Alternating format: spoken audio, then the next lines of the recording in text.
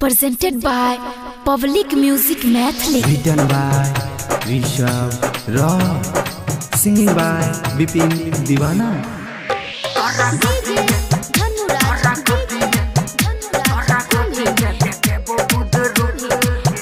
बस 5 minute छौरी झुक गे, बस 5 मिनट छौरी झुक गे, तोरा गोदी में दे दे वो बुध रुक गे।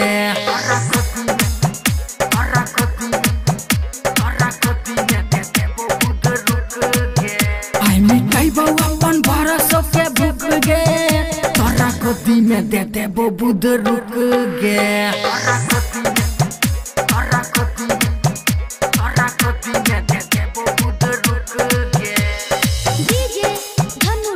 Presented by Public Music Mathli.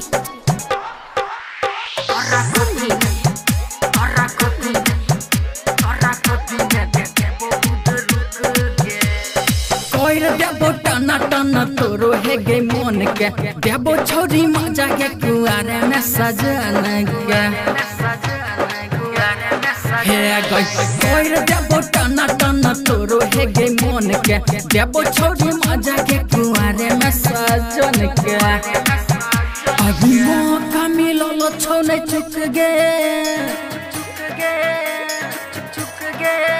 Bus 5 minute छौरी झुक गे, तोरा गोदी में दे दे वो बुध रुक गे।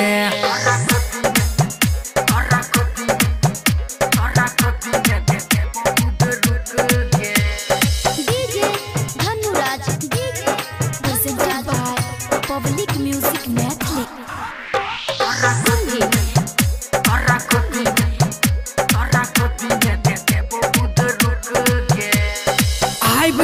कोई तभी कोई तो बात गे, सोचे छ कि जल्दी करे याद ओई काट गे।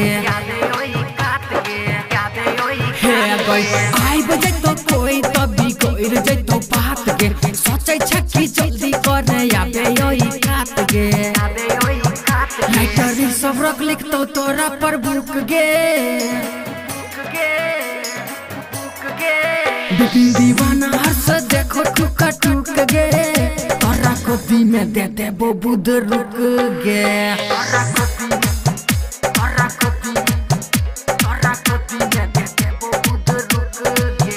बस 5 मिनट छौरी झुक गे, तोरा गोदी में दे दे वो बुध रुक गे।